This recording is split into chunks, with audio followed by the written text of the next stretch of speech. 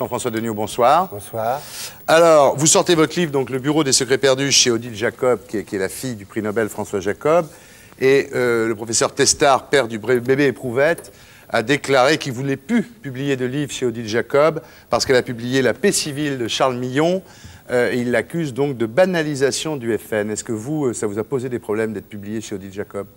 Ça ne m'a pas posé de problème, d'abord parce que je fais ça bien avant que vous évoquiez ce problème, et enfin qu'il soit évoqué bien avant les autres publications d'Odile Jacob, et ensuite parce que, contrairement à ce que vous avez dit, je ne suis pas un homme politique.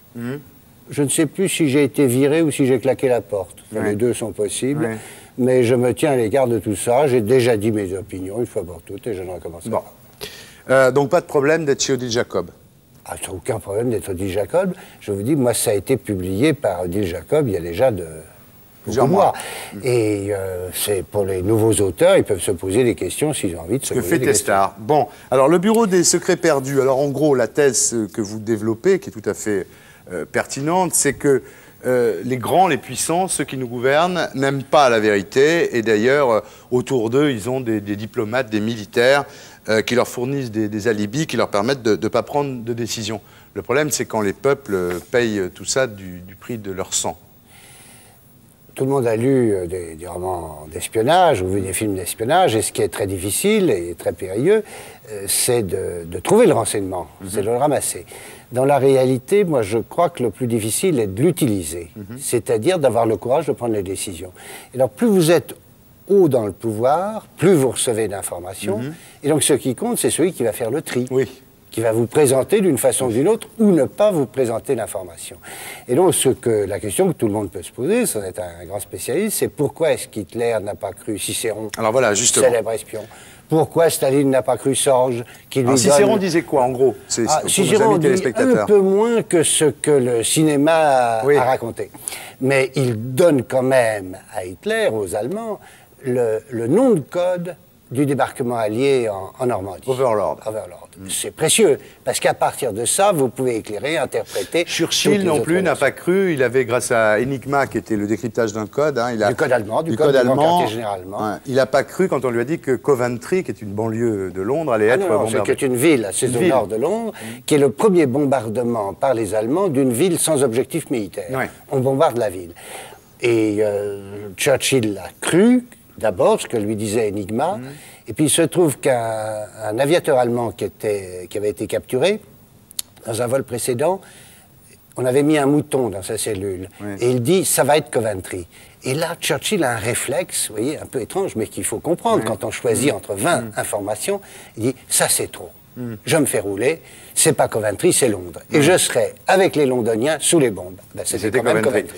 Alors, vous dites aussi que à la fois en 14 et à la fois en 40, l'état-major français avait été alerté sur le chemin qu'emprunteraient les troupes allemandes. Nous Ce qui est fou, c'est 2 fois de suite quand même. Nous avions en 14 le plan d'attaque des Allemands, très célèbre, s'appelle le plan von Schlieffen par la Belgique, qu'un officier allemand, qu'on appelle encore le vengeur masqué, qui voulait se venger, nous a apporté. On ne l'a pas cru.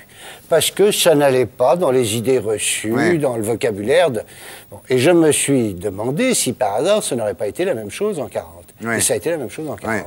C'est-à-dire qu'il faut imaginer la salle des opérations, vous voyez, chez Gamelin, avec le 10 mai 40, les téléphones qui sonnent, et puis des officiers qui mettent des petites flèches et des petits drapeaux, puis à un moment, un qui vient de mettre sa flèche, qui se recule et qui dit « mais bon Dieu, je le connais, ce mouvement-là ».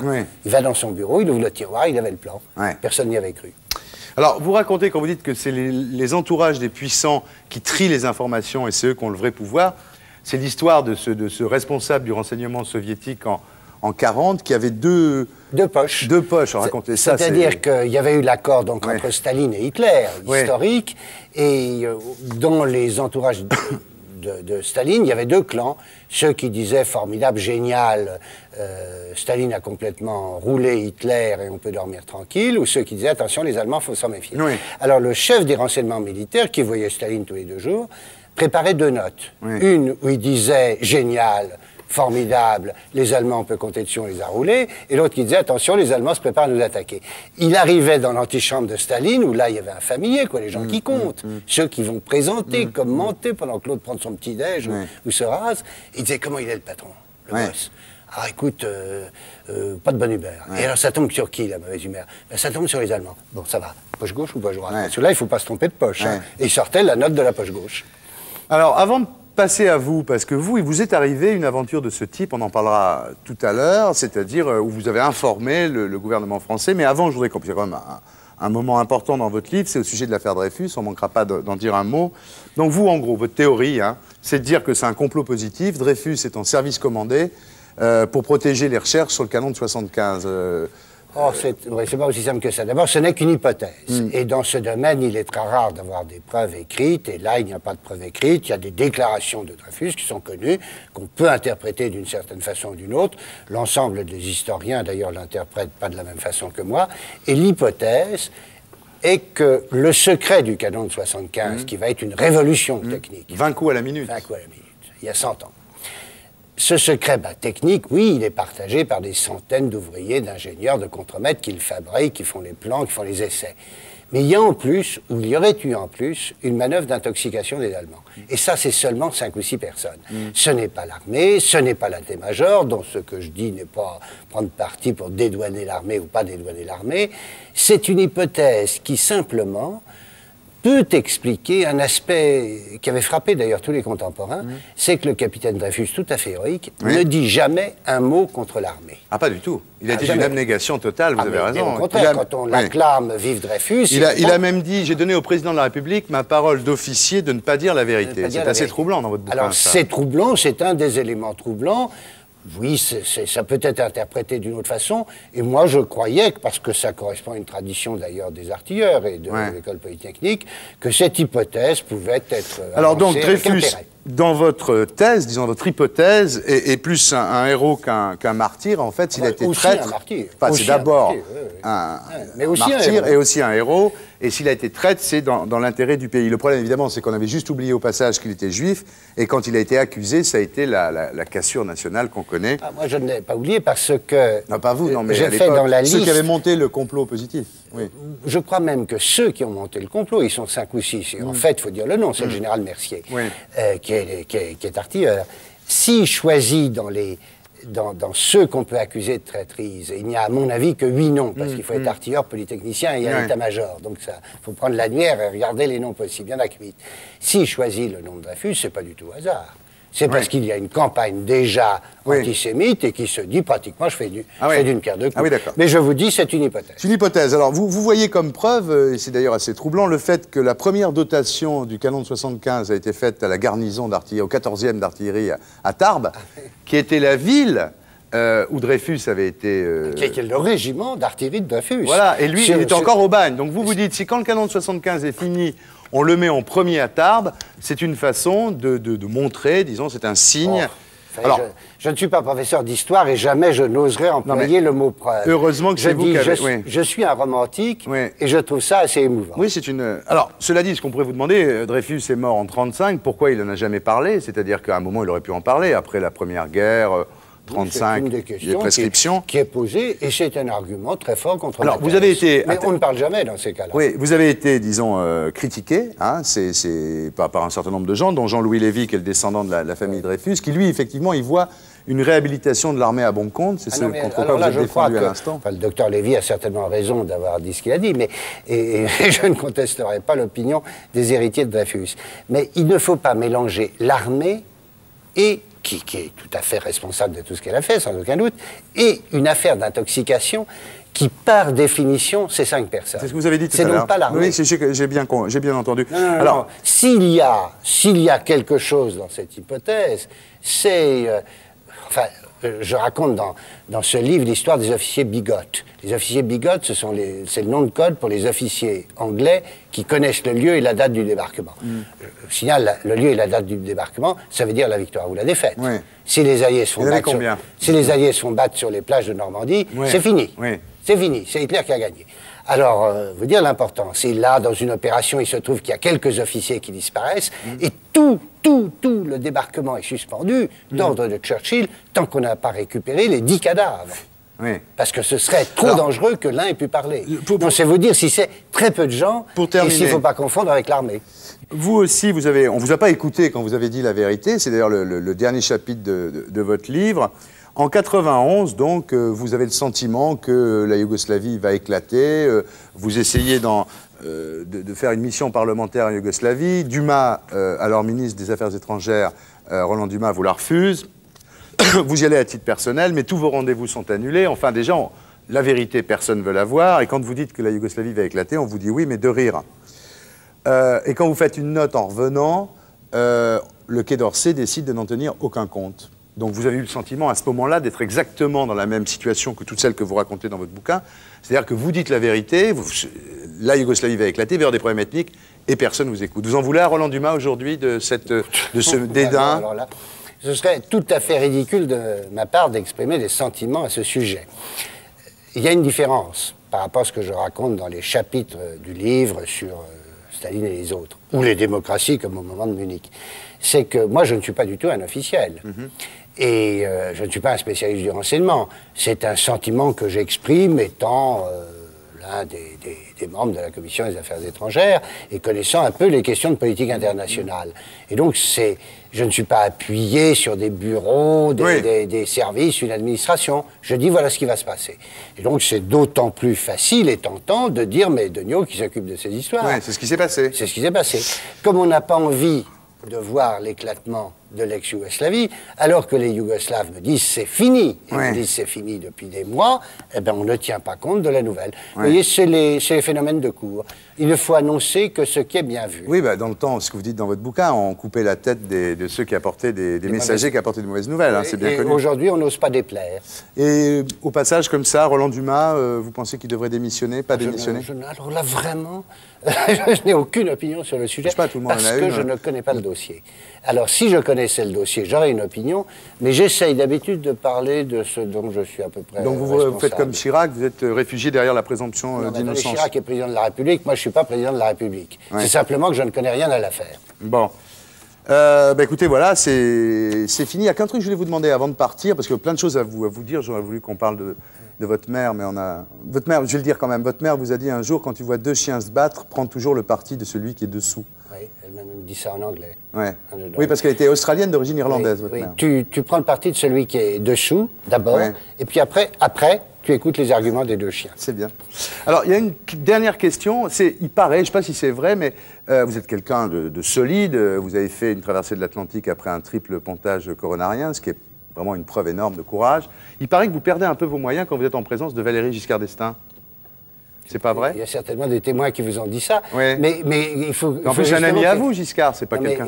Je ne sais pas. Si quelqu'un vous a dit ça, c'est sûrement vrai. Moi, je n'en ai pas le souvenir. Bon, et je ça me rassure. J'ai même raconté un exemple de notre coopération sur un point très précis, qui touchait d'ailleurs à une négociation très importante. Mais si quelqu'un vous l'a dit, il a sûrement raison. Non, je l'ai lu. Mais c'est pas grave, donc c'est faux. C'est très bien. Merci.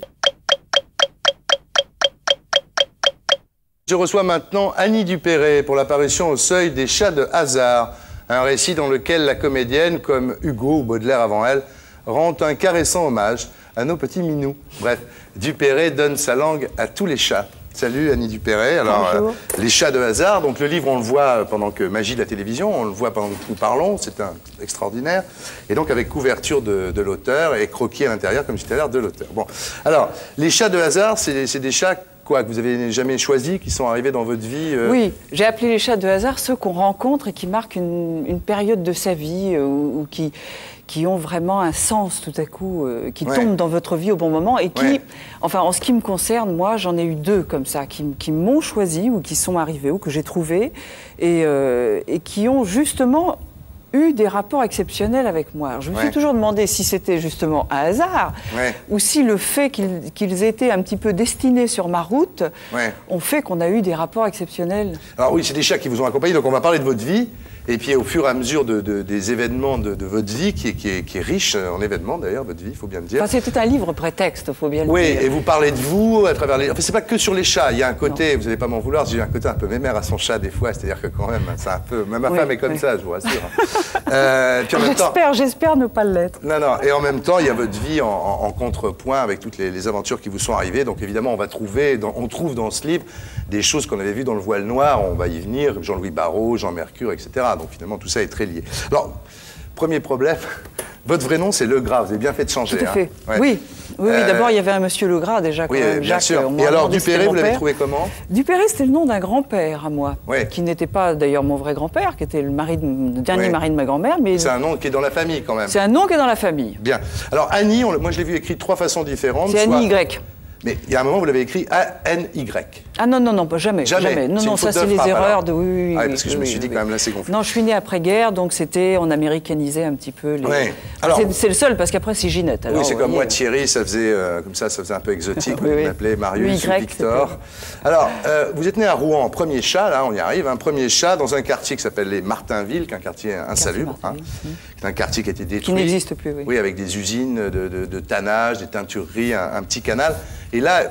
Bizarrement, d'ailleurs, au milieu de ce quartier un petit peu insalubre, on l'a dit, vous aviez, votre famille, il y avait un petit jardin. Il y avait un jardin, et dans lequel il y avait beaucoup de chats. C'est vrai que j'ai été élevée avec 13 chats, et que j'ai quitté, quand j'ai quitté ce quartier. Et puis j'en ai plus eu pendant 20 ans. Mais c'est vrai que j'ai revu un petit peu ma vie, et puis en même temps, j'avais envie de parler de nous, à travers le rapport avec les animaux. Oui, quand vous avez... Alors, ce qu'il faut dire, parce que de toute façon, vous l'avez écrit, donc c'est pas un secret, c'est que votre père avait 30 ans, était photographe, et puis un jour, le 6 novembre 55, vous avez 8 ans, et votre sœur Patricia a 5 mois, et tragédie, vos parents meurent asphyxiés dans la salle de bain.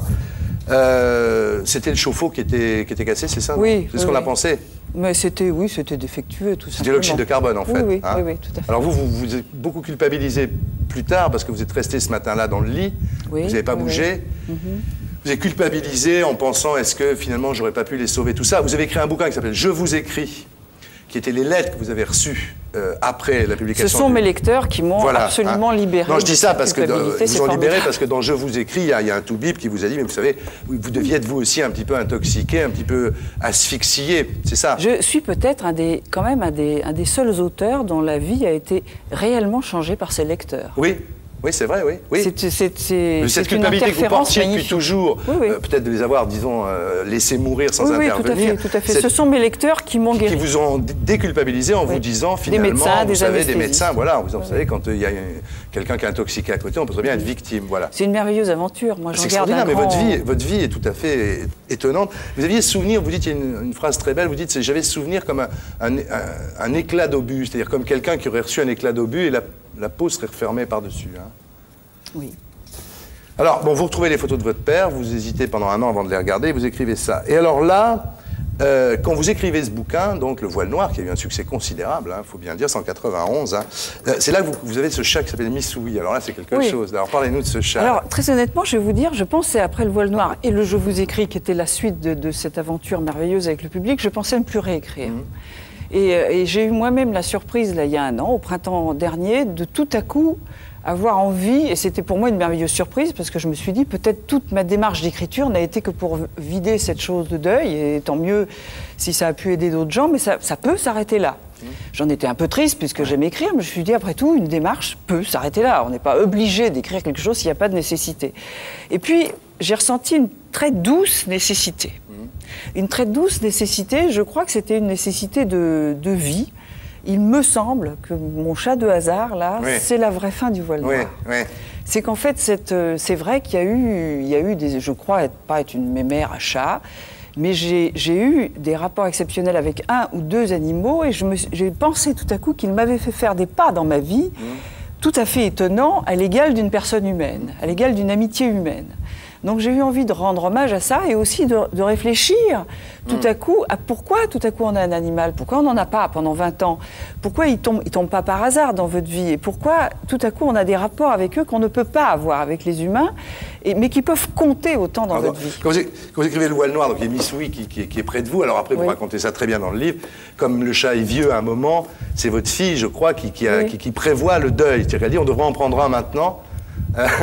C'est pas ma mal. fille on en prendra maintenant, parce que quand il va mourir, on en aura déjà un qu'on aimera. J'ai pas tellement envie a priori de parler de mes enfants dans les livres, et je pense que ça va s'arrêter là. Je vais arrêter de raconter ma vie maintenant. Non, mais c'est assez pudique votre bouquin. Vous racontez pas, mais c'était tellement extraordinaire que j'avais envie de raconter ça. Comment effectivement une enfant qui dès l'âge de 6 ans, quand j'étais en train d'écrire Le problème sur la mort de mes parents, moi n'ayant pas accepté du tout de faire mon deuil, comment elle a fait tous les pas à l'avance pour s'accoutumer à la mort, pas la mienne, hein, mais à la mort d'un animal qu'elle adorait. Elle voulait savoir quand il mourrait. Après, elle voulait savoir comment. Et après, elle a décidé qu'il mourrait sur elle. Ce qui s'est passé. Elle a décidé qu'elle la porterait en terre, qu'elle irait. Il y a l'enterrement en Creuse, là. C'est dans la Creuse, hein. C'est le film de Chéreau, là. J'ai rendu hommage à ma fille aussi parce que je pouvais pas imaginer qu'une enfant ait une force pareille. Moi, je l'avais pas eu. Alors bon, vous parlez du rituel de l'écriture que tous les gens qui écrivent connaissent. Bon, chez vous, c'est particulièrement rituel. Donc il y a le thermos pour pas se lever pour aller boire un café parce que c'est une occasion d'arrêter de travailler. Donc le thermos est sur la table, les stylos, le cahier, etc. Le chat qui est toujours couché là. Alors, vous parlez aussi de votre vie professionnelle à travers les chats dans ce bouquin, parce que bon, ce qu'il faut dire, c'est qu'après la mort de vos parents, vous êtes élevé par une tante, vous avez une période assez difficile. Vous dites on avait des robes qui étaient...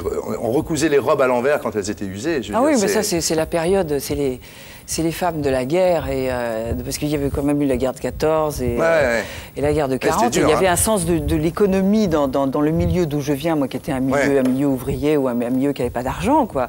Et un milieu paysan même aussi. Il y avait une science de ne rien perdre. Il y a des savons aussi. Vous dites un truc très joli, enfin moi je l'ai vu faire aussi, remarquez. C'est les bouts de savonnette qu'on mettait ensemble pour faire un savon.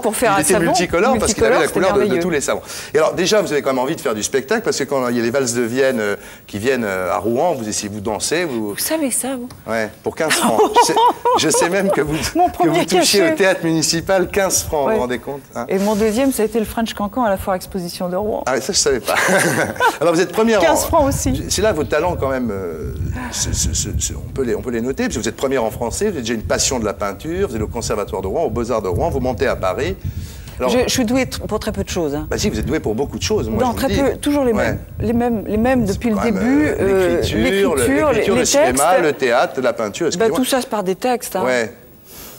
Tout ça par des textes. Vous venez à Paris, donc en banlieue, et là, à la Garenne, et là, quand j'étais petite, vous aimiez bien écrire. Hein. Oui. Et là, vous écrivez à votre tante qui est restée à Rouen, et jusqu'à ce qu'elle téléphone, vous lui écrivez. Et puis le jour où il n'y a plus de téléphone, j'ai écrit un roman. Vous écrivez un roman, donc on en parlera d'ailleurs, qui est La Miroir, qui a eu beaucoup de succès en 76. Alors au théâtre, pourquoi je vous parle de ça? Parce que vous commencez au théâtre à 18 ans, vous faites un film avec Godard, qui est 2 ou 3 choses que je sais d'elle, parce que Marina Blady était votre copine. Vous me donnez le vertige, là. Sur le flashback, vous me donnez le vertige. Non, ce que je veux dire, c'est que vous avez quand même, au début, commencé très bien dans le théâtre, puisqu'Elvire Popesco vous choisit pour être la maman, enfin, auprès d'elle dans la maman d'André Roussin. Et puis là, je ne sais pas pourquoi. Est-ce que c'est parce que vous étiez naïf, parce que vous manquiez de savoir-faire? Vous acceptez des films qui, finalement, vous ennuient, non? Oh non, pas du tout. Pas du tout. C'était de charmants films commerciaux. Oui, très gentils. Non, ça ne m'a pas nui du tout. J'ai appris, pendant ce temps-là, j'ai appris mon métier. Puis il faut faire des erreurs aussi. Peut-être en ce temps-là, on avait plus le droit d'en faire que maintenant. On avait le temps de faire ses armes, on avait le temps de faire des mauvaises choses. On apprend beaucoup dans les mauvaises choses, parce qu'il faut sauver sa peau. Et alors, toujours à cette époque où vous décidez de revenir quand même au théâtre, à des choses un peu plus sérieuses que Djerk à Istanbul, vous faites Hélène, donc là, dans La guerre de Troie n'aura pas lieu, avec Jean Mercure. Et là, vous racontez un truc terrible dans votre bouquin, c'est quand Mercure vous parle de l'élevage des veaux. Des veaux en batterie, oui. Mais vous savez, il y a un point commun. Je crois que les gens qui manient beaucoup la séduction, l'art, je veux dire les idées, comme ces créateurs qui étaient quand même des metteurs en scène et tout, c'est là où ça m'a donné à réfléchir quand même sur les liens qu'on a avec les animaux. C'est ceux-là que j'ai vus le plus sensibles au rapport simple et avoir une véritable faim. Vraiment un besoin fondamental de ce rapport. Je vous assure, le visage de Jean-Louis Barrault, qui est toujours un peu bridé, vous savez, comme ça... Quand il regardait son chien, c'était extraordinaire. Parce que cet œil, toujours un peu à la chinoise comme ça, devenait complètement rond. Il était tout à coup complètement apaisé, comme si quelque chose de très profond était en train de s'abandonner au contact de l'animal. Je crois qu'on a tous besoin de ça. Jean Mercure vous dit, donc il vous parle des veaux en batterie, mais ça m'a beaucoup... Enfin, disons, c'est choquant, parce qu'on ne sait pas vraiment. Il dit que ces veaux sont élevés dans le noir avec les pattes écartées. C'est terrible. Et que les animaux se vengent. Et quand on voit ce qui se passe maintenant, effectivement... Oui, c'est pas ça qu'il m'a dit exactement. Ça m'avait aussi beaucoup frappé. Il m'a dit, la souffrance se transmet. Ouais. Il dit, je suis persuadé qu'une torture, qui est une véritable torture quand même, d'élever un être jeune, un veau, je veux dire, dans le noir, sans bouger, juste l'empêcher de bouger, je veux dire, l'empêcher de voir la lumière, est une torture totale. Il dit, je suis persuadé que la souffrance reste inscrite quelque part. Et quand on mange une chair qui est imprégnée de souffrance, il en reste quelque chose. Et j'étais très impressionnée par ces propos. Oui. Bon, voilà, alors on va terminer sur les bouquins. Donc il y a eu L'Admiroir en 76, qui a eu le prix de l'Académie française, quand même pas rien. Hein. Le Nez de Mazarin en 80... Pardon ? Un des prix. Un des prix. Le Nez de Mazarin en 86, Le Voile Noir 91 avec Je vous écris derrière. Et puis aujourd'hui, le dernier, donc Les Chats de hasard. Voilà, la boucle est bouclée, vous croyez ? Non. Maintenant, par contre, je pense que... Non, je vais écrire. Ouais. Je vais écrire, mais je pense que je vais peut-être revenir à la fiction. Ouais. Parce que c'est très agréable. Il faut dire que nous comédiens, c'est vrai qu'on joue avec soi-même, avec son tempérament, avec ce qu'on pense, tout ça, à travers des personnages. Un coup, je me montre, un coup, je me montre pas. Ouais. C'est toujours sur une fiction. Alors, comme je le fais dans mon métier, c'est vrai que c'était formidablement tentant tout à coup de parler directement aux gens. Écoutez, Alice, sans avoir besoin de la fiction. Vous avez de la chance de pouvoir tout faire comme ça, hein. C'est formidable, c'est rare. Je le fais avec cœur, j'ose le dire. Et je suis ravie que les gens le reçoivent. Bonsoir. Vous êtes né en 1936 au but de Chaumont, hein, c'est ça? En 36? Vous êtes né en quelle année? Oui, en 36, mais pas au but. Je suis né au métier d'acteur au but, mais je suis né à Baudeloc, moi, comme tous les Parisiens dans le 14e. Oui. Ah bon, d'accord, je crois que vous étiez, votre enfance, vous avez passé là-bas. Alors, il y a un flou sur votre enfance toujours, c'est-à-dire que vous êtes parti quand et comment dans la Creuse? Je suis parti... à cause de la guerre, à cause des Allemands, c'est ça? Oui, c'est ça, à cause des Allemands, à cause de mes origines. J'ai dû me... Vous avez dû vous cacher, en fait, c'est comme le vieil homme et l'enfant, quoi. Oui, me cacher, c'est ça. C'est ça. Et j'ai été caché dans une famille creusoise. D'accord, c'est ça, oui. Donc, parce que Lannou, c'est le nom de votre mère, en fait, c'est ça, vous avez pris le nom de votre mère. Alors, vous êtes obligé de partir, donc, et vous êtes... C'est sûrement ce qui explique un peu votre personnalité, parce que vous êtes très obsédé par l'identité. Cette idée d'avoir dû partir, ça a dû vous marquer. Vous dites l'identité, c'est la plaie de la vie. Oh, mais c'est pas par la notion de... C'est pas la notion de partir qui me fait dire ça. Quand je parle d'identité, je parle de l'attachement qu'on a à soi. Et je pense que plus on s'attache à soi-même, plus on a de difficultés à se quitter. Donc c'est dans une optique d'ailleurs, le personnage dans le film, il dit d'échéance comme ça. Le personnage dans le film, la position de l'escargot, il dit, c'est pour ça que c'est très lié, il dit j'ai passé ma vie séparée de moi, de moi-même. Enfin, c'est vous, quoi, c'est Dédé qui dit ça dans le film. Oui, moi j'aime cette notion, de même que j'aime pas la notion de possession. Je veux dire, je n'ai rien à moi. Je n'aime pas posséder quoi que ce soit. De même, je n'aime pas me posséder. C'est-à-dire, je considère qu'on est trop fragile pour ça. Et mon rêve, ce serait de ressembler à cet homme en marche de Giacometti, qui avait également cette même démarche, comme ça, de rendre l'homme à l'état de rien, c'est-à-dire surtout d'éviter qu'il offre une prise quelconque au vent. Alors, vous allez donc, pendant la guerre, dans ce petit village qui s'appelle la Chapelle-Taillefer, vous passez la guerre là-bas. Ça vous a aussi inspiré beaucoup parce que vous dites, j'ai votre mentalité un peu paysanne, comme ça, vous dites, je suis le sillon, quoi. Donc c'est un mélange à la fois de nomadisme et de racinement. On prend partout. Ouais, non, mais c'est bien. Non, pas... Alors vous redécouvrez en plus, ce qui est bizarre, la région 25 ans plus tard, vous y retournez dans ce village de la Creuse, et vous habitez maintenant à 50 mètres de la ferme où vous avez été hébergé quand vous étiez petit. Quoi. Exactement, oui. En fait, je ne savais pas qu'il m'était poussé des racines. Oui, c'est bon pour l'identité, tout ça. Pas très, mais la nature est belle. Ouais. Alors à 19 ans, vous engagez dans les paras en Algérie, ce qui fait quand vous avez fait Dupont-la-Joie, finalement, vous connaissiez les personnages. Tout à fait. Hein, on peut dire que vous aviez répété le rôle. Hein. Vous êtes parti dans les paras, pourquoi? Vous étiez un peu voyou, non? Oui, j'étais. Il y a prescription maintenant. J'étais assez voyou. J'avais rien. J'avais pas de métier, j'avais rien du tout. Donc je traînais mes godasses. Et très souvent même, je marchais à côté parce qu'il n'y avait plus de talons et plus de contrefort. Et donc, puis j'avais des copains qui avaient 1 an ou 2 de plus que moi et qui, eux, s'étaient engagés en Indochine à l'époque. Certains étaient morts, en tout cas, ils revenaient avec des médailles, un béret rouge de para, etc. Et moi, je me disais, pourquoi mes copains, ils vont là-bas et moi, j'y vais pas? C'est l'aventure. La guerre d'Indochine a cessé, puis... Le même jour a commencé celle d'Algérie, oui, absolument, 54. A commencé celle d'Algérie, alors j'ai fait comme les copains. Alors vous avez fait plein de boulot, enfin vous restez quand même 3 ans, vous revenez à 22 ans, vous faites plein de boulot dans OS chez Simca, vous travaillez chez Farman en faisant toujours la même pièce. Toujours la même pièce. Et sans savoir à quoi elle servait, ce qui est vraiment un exemple de l'aliénation ouvrière, hein, on peut le dire. Oui. Et à 25 ans, vous n'aviez pas lu de livre, vous n'aviez pas vu de film, enfin vous étiez assez inculte. Oui, j'étais cloporte. Ouais, c'est ça. Et là, votre Nicole, vous avez attendu, vous faites un enfant, vous vous retrouvez à 3 dans une chambre de bonne. Enfin, c'était quand même, vous avez galéré, vous, hein, vraiment. Vous avez bouffé de la vache enragée. Et là, un jour, vous êtes machiniste. Moi, j'adore ces histoires. Vous êtes machiniste sur Notre-Dame de Paris. Alors, le vrai, hein. Anthony Quinn, Gina, le film de Delannoy, donc le vrai, vous êtes machiniste. Et là, vous dites, je vais faire l'acteur, quoi. Oui. Ben oui, parce que bon, je ne savais pas quoi faire de ma peau. Et j'étais là sur ma passerelle. Je regardais. D'abord, le matin, je voyais arriver, pas le matin, à 11h. Moi, j'étais là depuis 6h30. Lui, il arrivait à 11h30. Anthony Quinn, dans une superbe Cadillac rose. Il arrivait sur le plateau.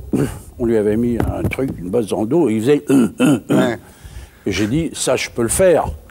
Donc, à partir de là, je me suis dit, je vais faire ça. Et donc, j'ai décidé de faire l'acteur. C'est Fellini, quand il raconte souvent l'histoire, à un moment, il va sur Cinecittà et il voit un type qui disait sandwich, café, machin. Il dit, c'est qui? Bah, lui, c'est le réalisateur. Il a dit, je fais réalisateur. C'est quand même comme ça que naissent les vocations. Alors, au début, vous dites, c'est moins fatigant de faire l'acteur que de monter sur les échelles. Puis après, vous êtes aperçu quand même que c'était un boulot. Hein. C'est-à-dire que j'ai fait avec le métier d'acteur une sorte de mariage, comme ça. C'était un mariage inconscient, qui n'était certainement pas un mariage d'amour. Et petit à petit, il s'est transformé, devenu un mariage de raison. Donc j'ai dû me raisonner pour le faire correctement. Et aujourd'hui, je crois que je suis passé vraiment à l'amour. Ah bah oui, non, oui. Alors, ce qui est très touchant aussi, c'est quand vous voulez faire l'acteur, vous commencez par découper pour avoir des cours par correspondance dans Cinémonde, quoi. Je veux dire, c'est vraiment le b.a.-ba du truc. Je suis le seul acteur qui ait pris quand même un an de cours d'acteur par correspondance. Par correspondance, on dit toujours ton permis, tu l'as eu par correspondance. Moi, j'ai eu, voilà. Et alors vous, là où vous commencez à vous sentir vivre, c'est quand vous rencontrez Pierre Richard et vous faites un de ces duos de l'époque. Maintenant, les gens ne se souviennent plus. Moi, je suis assez vieux pour m'en souvenir. Il y avait Darras et Noiret, il y avait... C'était Richard et Lanoux, Richard et Lanoux, voilà. Et là, vous faites tous les cabarets. Alors, il y avait quoi? L'Écluse, le Port du Salut. Les cabarets de la Rive-Gauche. Oui, c'est ça. La Galerie 55. Voilà. Qu'est-ce qu'il y avait encore? Oui, le Port, l'Écluse. Il y avait Yann qui était dans... Il y avait du philo. Il y avait le Cheval d'Or. Voilà. Il y avait une époque bénie. L'échelle de Jacob. Voilà, une époque bénie. Et donc, vous faites ça. Donc là, ça se passe pas trop mal. Enfin, vous étiez des fois payé avec 5-6 ans. Des fois payé avec un steak frites, hein, mais bon. Et Georges Brassens vous permet de faire vedette américaine à Bobino, à tous les deux. Quoi. Ça, Georges était un petit peu... Bon, nous aimait bien. On avait fait une fois un spectacle en première partie. Et puis, il nous avait apprécié. Puis, on avait beaucoup sympathisé. On faisait des bœufs, on faisait de la musique entre les deux représentations.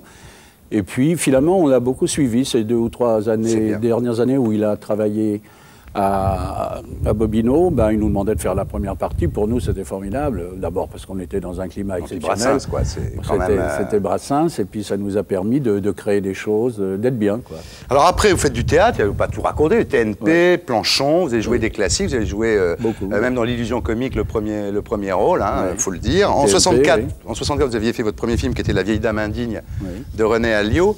Et après... Là, vous faites un film, voilà, c'est La vie normale d'André Charpak.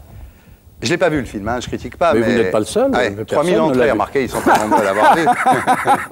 Et là, vous avez un trou de 8 ans, quand même. Oui, j'ai un trou un petit peu moins de 8 ans, mais j'ai un gros trou, quoi. Je prends une grande claque. Un gros trou. Et vous revenez en 71 dans le rôle de Gustave, dans l'affaire Dominici. Voilà. Donc ça a été quand même... Bon, après, alors on va pas parler de tous vos films, on les connaît, on les aime. Il y a Dupont-la-Joie, Cousin, Cousine, Adieu Poulet, Un éléphant, ça trompe énormément, Nous irons tous au paradis. Et ce que les gens ne savent pas, c'est que vous êtes auteur de théâtre, vous avez écrit 2 pièces, Le Tourniquet et Le Péril bleu. Oui, j'en ai écrit 2 autres. Et une troisième, oui. Oui, j'ai écrit une autre pièce s'appelée La Ritournelle. La Ritournelle, qui devait s'appeler Rétrospective, qui s'appelle La Ritournelle. Oui. Et dernièrement, une pièce qui s'appelait Drame au concert, que j'ai créée au Théâtre Hébertot. Oui. Alors, ces pièces sont traduites en 17 langues, enfin au moins pour les 2 premières que j'ai citées. Vous n'avez pas rapporté beaucoup d'argent, mais elles sont traduites en 17 langues, ce qui prouve quand même leur qualité. Hein. Oui, oui. Vous avez fait plein de trucs. C'est pour ça que je disais tout à l'heure, vous parliez du personnage de Dédé dans le film de Mich Cassel, mais vous avez produit des premiers films. Vous avez une boîte de prod qui s'appelait Les Films de la Drouette. Oui. Vous avez créé une société de distribution de cassettes vidéo. Exact. Et alors, pire que tout, vous avez financé de la recherche sous-marine au large de Saint-Malo. Pourquoi? Oui, pourquoi pas, mais d'accord. Non, mais pour trouver des épaves? Oui, j'ai rencontré une bande de gars qui travaillaient sous l'égide du musée de la Marine, parrainé par le professeur Monod, qui m'ont dit on fait de la recherche archéologique, vous pourriez faire des films sur nos travaux, ça nous permettrait de continuer nos travaux, vous prendriez, j'avais ma société de production à l'époque, vous prendriez les bénéfices des films et puis vous financeriez nos expéditions. Voilà, dit, oui, ça peut être intéressant. Et ils m'ont ruiné. Bah oui. Oui, alors vous avez vendu la maison et tout, là, avec la drouette. Ouais, c'est vrai. Non, mais c'est clair. Alors, on parlait tout à l'heure de votre réputation d'ours, qui est en fait une façon de vous protéger, non? C'est ça, en fait, parce que vous n'êtes pas... Oui, les gens qui me connaissent savent que je n'ai pas de griffes. Ah ben moi, c'est la première fois que je vous rencontre, je veux dire que vous êtes particulièrement sympathique. Ça, c'est vrai. Merci, c'était Non, mais c'est vrai, aussi, vous êtes vraiment agréable. Moi aussi, ça c'est plus rare, comme vous le dites, vous voyez. Alors, et là maintenant, alors vous vivez dans la Creuse, donc vous avez même plus votre pied-à-terre à Paris, là? Non. Donc vous vivez dans la Creuse et vous dites, je regarde l'herbe pousser. Voilà, je suis devenu contemplatif, voire mystique, c'est ça? Oui, entre deux films, évidemment, on n'a pas parlé, vous faites des trucs pour la télé. C'est vrai, mais j'ai toujours été un petit peu, mais là je le suis de plus en plus. Je pense que j'ai perdu beaucoup de temps à parler de la vie, à écouter les autres parler de la vie, et pas suffisamment de temps à la vivre. Et donc, maintenant que le temps presse, j'ai décidé de vivre. Et vivre, c'est comme la chanson, j'ai oublié de vivre, la fameuse chanson. Oui, c'est vrai, c'est ça. Donc voilà, donc j'écris pas, Oui, vous dites, je préfère regarder l'herbe pousser que me mettre à ma table de travail. Tout à fait, je pense que c'est le plus important. À l'époque de la Drouette, vous aviez un tableau dans votre bureau qui était un tableau de M.C. Escher, qui était un dessinateur magnifique, à la pointe sèche comme ça, et vous aviez déclaré, et on restera là-dessus, « Je suis l'homme des perspectives impossibles ». Oui. Vous n'avez pas trouvé votre trajectoire, vous voulez dire, dans la vie je pense peut-être aujourd'hui, je pense aujourd'hui l'avoir trouvé. Je crois qu'il m'est poussé cette espèce de flamme qu'ont les étoiles filantes, mais je suis toujours étoile filante. Ouais. Bien, bah écoutez, merci en tous les cas. Je suis très heureux de vous avoir connu, on se connaissait pas. C'est réciproque. Je reçois maintenant l'écrivain et scénariste Jean-Claude Carrière pour l'adaptation au théâtre de l'Atelier de sa Controverse de Valladolid, un dialogue dans lequel Carrière décrit une querelle idéologique historique ayant enflammé l'Espagne des conquistadors. Les hommes du Nouveau Monde sont-ils des hommes comme tout le monde? Bonsoir. Bonsoir. Alors, bah oui, non, ce que je vous disais tout à l'heure, là, ça dure quoi, 2h, 2h10? 2h10 à peu près. Les gens sont scotchés. Oui, parce que cette question que vous posiez très bien, sont-ils des âmes, ont-ils des âmes de même qualité que la nôtre, étrangement soulève, et dangereusement soulève des échos aujourd'hui. Alors, bon, on ne va pas vous présenter, vous faites théâtre, cinéma, télévision, livres, chansons, vous êtes d'une curiosité absolument délirante, vous êtes si on vous dit que vous êtes le Umberto Eco français, ça vous... Écoutez, nous nous connaissons bien, nous avons même fait un livre ensemble récemment. Je n'ai pas sa science, c'est-à-dire Umberto est vraiment un sémiologue, c'est un savant. Mais très souvent, nous nous rejoignons dans des... La même curiosité, en tous les cas. Oui, c'est ça, oui. Nous chantons ensemble, nous avons un numéro de duettiste. Ah bon? Après quelques bouteilles, non, même à jeun? Des chansons de corps de garde. Ah oui, d'accord, parce que vous avez une cave aussi, on n'est pas là pour parler de ça, mais vous avez une super cave. Alors, donc la controverse a été créée pour France 3, hein, c'est ça? Oui, c'était d'abord un film de télévision que j'ai, non pas adapté, mais réécrit pour le théâtre en le développant beaucoup. Et surtout en enlevant l'aspect un peu théâtral, justement, c'est-à-dire l'aspect salle capitulaire avec des spectateurs.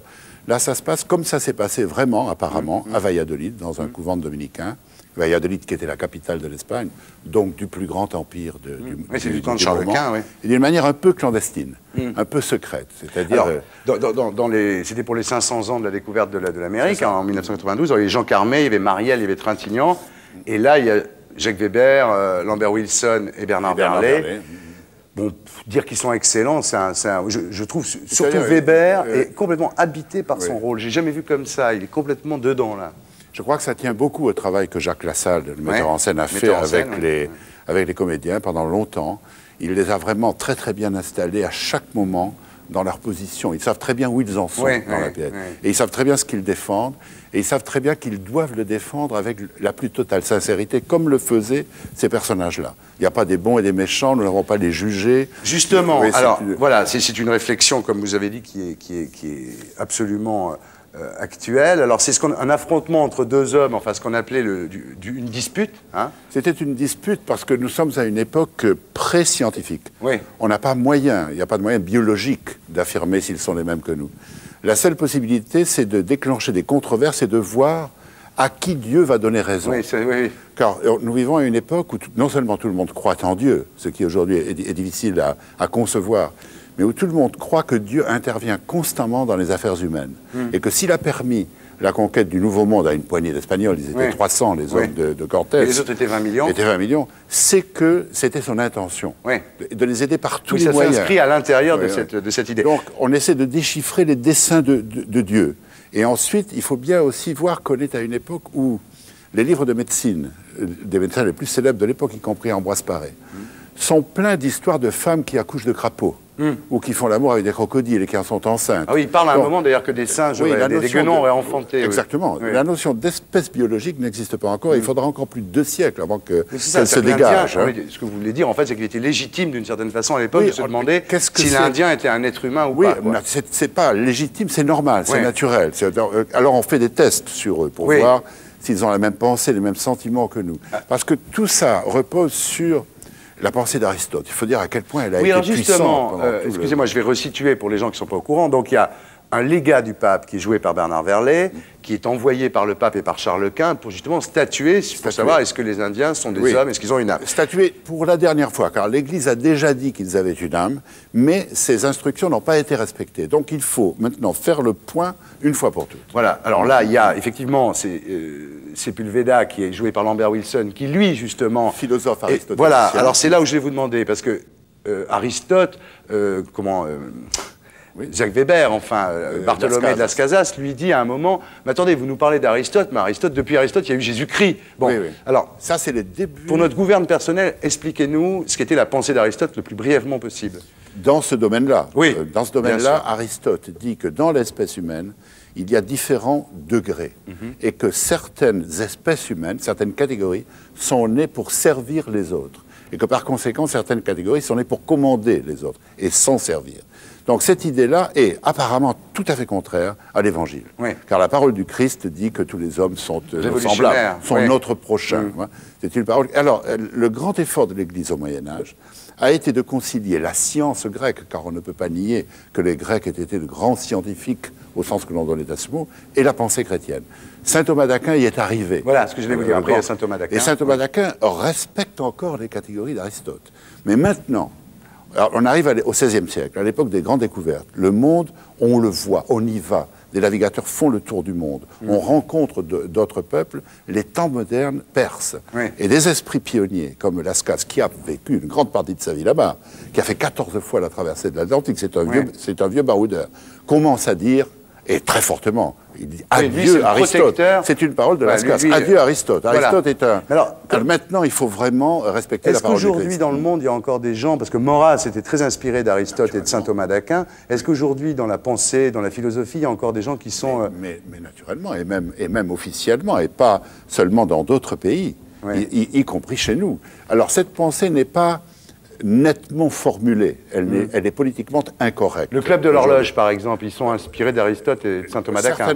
Certainement, ils ont une base, je ne les connais pas suffisamment pour vous en parler, mais certainement, ils ont une base idéologique de ce type-là. Et c'est très... Les pensées évoluent, elles prennent des formes nouvelles. De notre temps, on n'irait pas affirmer, comme le faisait Sepulveda, les mêmes choses. Mais de voir les spectateurs dans la salle tellement accrochés par ce débat d'idées, mais ça discute pendant 2h15, on s'emmerde pas une seconde. C'est génial. Qui repose sur de la chair, et puis il y a des Indiens, et puis c'est relativement mouvementé. Mais moi j'ai envie de dire toujours que malheureusement, c'est un débat toujours d'actualité, même si la pensée a pris d'autres formes. Par exemple, on peut dire aujourd'hui que nous sommes de même nature égale, mais que nos cultures diffèrent, et qu'il y a des cultures supérieures aux autres. Ça aussi, c'est très dangereux. On n'a pas encore assimilé les notions de pensée sauvage. Vous voulez dire qu'on est toujours l'Indien de quelqu'un d'autre? Alors, ce qui est bien dans votre pièce, c'est que, évidemment, tout le monde est d'accord, tout le monde aime bien Weber, enfin le personnage de Las Casas, parce que, voilà, il est humaniste, il dit, mais les Indiens sont mes frères, etc. L'autre, c'est un rôle un peu plus difficile, Lambert Wilson, parce qu'effectivement, lui, il soutient des pensées qui nous choquent, c'est clair. Mais Ce qui est bien, c'est que Sepulveda, c'est pas une ordure dans votre pièce. C'est un type qui est très... Parce qu'il ne le fait pas du tout par intérêt personnel. Voilà, c'est pas manichéen. Voilà. Ce qui est bien, c'est que c'est pas manichéen. Voilà. À sa façon, il le fait dans l'intérêt des Indiens, puisqu'il met avant tout le salut de leur âme. Ouais. Et si l'on dit que le salut de l'âme, c'est-à-dire la béatitude dans l'éternité, est beaucoup plus important qu'une vie brève et très tôt frappée par la mort, alors il a raison. Ces arguments dans la mentalité du temps sont irréductibles. Il y a des choses formidables parce qu'on précède un peu des fois. À un moment, il dit, Sepulveda dit, oui, mais enfin, avant qu'on arrive, nous, il sacrifiait des gens à leur Dieu. Et à ce moment-là, il y a Weber, enfin, Las Casas, qui dit, mais enfin, Abraham, il était bien prêt. C'est marrant, parce que moi, j'y pensais tout de suite avant. Donc c'est vraiment un cheminement intellectuel. Et puis, il y a des choses, on voit toujours, malheureusement, derrière ce thème, on voit le Kosovo, on voit beaucoup de choses d'aujourd'hui. Par exemple, quand le légat dit, mais pourquoi intervenir chez les autres? C'est le sacrifice humain. Comment les distinguerons-nous d'une simple condamnation à mort? Comment ferons-nous? Est-ce que le fait que nous adorons le vrai Dieu nous donne le droit d'intervenir partout dans la terre? C'est des problèmes qui sont extrêmement actuels. Alors, effectivement, quand on voit cette pièce, et puis moi je l'ai vue samedi soir, dimanche, il y avait Jean-Paul II qui faisait une messe, parce que Las Casas était évêque du Chiapas. L'endroit où c'est incroyable. Le sous-commandant Marcos. Voilà, c'est exactement et le lendemain, Jean-Paul II. L'endroit n'a pas bougé, c'est toujours les mêmes problèmes, la même effervescence est là. Il fait une messe avec 1 million d'Indiens, et on se dit quand même que Bartholomé de Las Casas a gagné, parce que là maintenant c'est le pape qui fait ça m'a beaucoup touché son voyage pour y aller. Dieu sait si je n'ai pas beaucoup aimé ce pape, mais je dois dire que dans les derniers mois ou dernières années de sa vie, il a maintenant une attitude qui est, je ne sais pas si c'est la maladie ou l'âge qui l'amène à ça, mais ce qu'il a fait au Mexique cette fois est très louable. Oui. Et vous savez d'ailleurs que la capitale du Chiapas, de l'État, s'appelle San Cristobal de Las Casas. Ah oui, à cause il a donné son nom à Bartholomé. Bartholomé a donné son nom à cette ville. Très bien. Alors, avant de continuer cette interview, je voudrais qu'on regarde un tout petit extrait, comme ça, pour resituer un petit extrait donc, de la controverse de Valladolid de Jean-Claude Carrière, Magnéto. Vous ne voudriez tout de même pas essayer ici, dans un monastère? Mais oui, ils souffrent. Enfin, je peux vous affirmer qu'ils souffrent, comme nous. Ils se plaignent quand on les frappe. Les chiens et les chevaux aussi. Oui, mais la douleur morale, la tristesse de vivre, est-ce qu'ils peuvent être mélancoliques? Oh oui, je vous l'ai dit. Nous leur donnons toutes les raisons d'être tristes. Est-ce qu'ils souffrent d'être loin de leur terre? Est-ce qu'ils craignent la mort? La controverse de Valladolid, donc au théâtre de l'Atelier, très beau théâtre, magnifique endroit. Alors je pensais en voyant ces Indiens sur scène au grand-père de Carambeu, qui a été, je ne sais pas si vous connaissez ça, il a été amené, son grand-père avait été amené de Nouvelle-Calédonie en France pour une exposition universelle quelconque au début du siècle.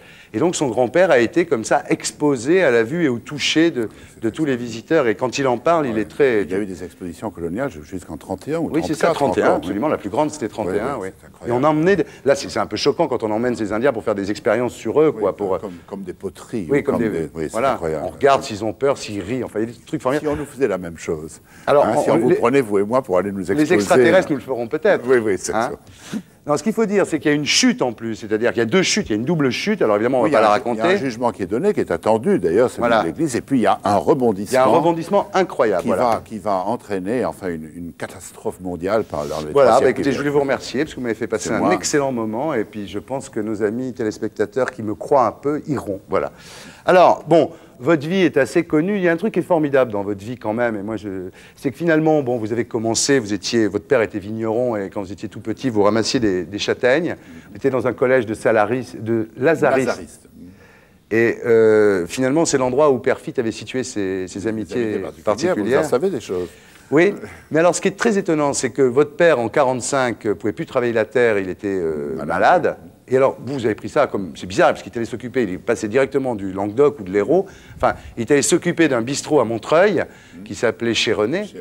Et votre père, vous, au début, vous avez trouvé cette décision un peu étrange quand même, parce que c'était... Oui, j'avais 13 ans et demi, c'était juste la fin de la guerre n'était même pas finie, c'était le 1er avril 1945. Oui, c'est ça, absolument. Donc, le bouleversement était tel qu'il était passionnant, je découvrais tout à la fois, le jus d'ananas, les glaces, le cinéma américain, enfin tout. Les gitans, les putains. Les putes, tout à la fois. Et vous avez fait un roman, donc c'est votre premier bouquin, on en avait parlé dans Bain de minuit ensemble, et qui s'appelait Lézard, et le bar s'appelle Chez Achille, mais enfin c'est exactement... Il a disparu maintenant, malheureusement. Ah bon? Il est devenu une banque. Ah oui, c'est devenu une banque. Des temps, mais c'est là, tout votre destin dépend. Une grande partie de mon désir d'écouter les autres est venue du fait que je passais des heures à regarder comme ça. Sur un tabouret, à écouter, à regarder cette étrange humanité. Il y a une fille dont on disait qu'elle était avec un ours. Enfin, il y a très bizarre. L'ours, on l'appelait, bien sûr. Dans votre bouquin, il est très bizarre.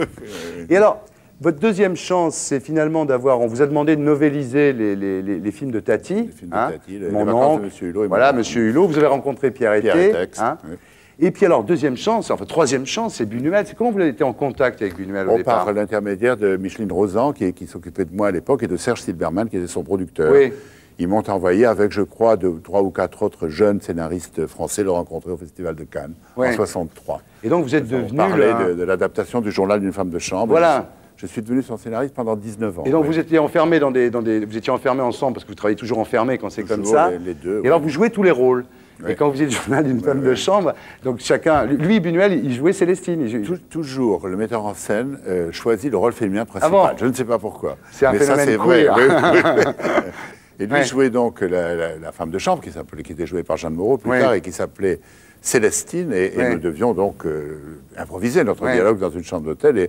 Et comme il est sourd, il fallait que je crie. Alors, à travers les chambres... Je t'aime, je te veux. Oui, tu es une sacrée belle fille, Célestine, quoi. Alors, c'était des scènes qui sont toujours amusantes et un peu inquiétantes pour ceux qui nous entendent. C'était difficile, parce qu'au début, Silberman, un jour, vous a dit, il faut quand même que tu lui dises non de temps en temps. Parce qu'au début, vous n'osiez pas lui dire non, c'est ça? Quand on est impressionné. Quand on est un débutant, qu'on se trouve en face d'un monument du cinéma, il avait 63 ans à l'époque, il sortait de Viridiana, de leurs examinateurs. On a envie d'aimer tout ce qu'il vous propose. Or, c'est pas ça qu'il attend de vous. Il attend, même si vous avez 30 ans de moins, une résistance, une objection. Alors, il a fait venir Silberman de Paris, qui m'a invité à dîner pour me dire à la fin... Dis-lui non. Oui, de temps en temps, il faut lui dire non. Dites-moi, bon, c'est fini là, mais comme une phrase de Flaubert formidable qui dit la bêtise, c'est de vouloir conclure, que j'ai trouvé chez vous. Encore le dictionnaire de la bêtise. Je vous la sors.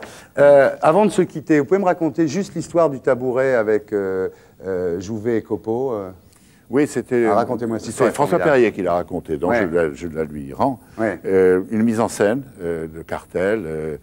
Copeau a Louis Jouvet comme assistant. Il commence une mise en scène, je ne sais plus quelle pièce, et il dit « Je vais faire toute la mise en scène avec un tabouret. » Louis a Jouvet, apportez-moi un tabouret. Très bien, Jouvet se lève et revient et porte un tabouret. On commence à travailler. Disposition, déplacement de comédien. Au bout d'un moment, quelque chose bloque. Et Copeau dit « Il me faudrait un second tabouret.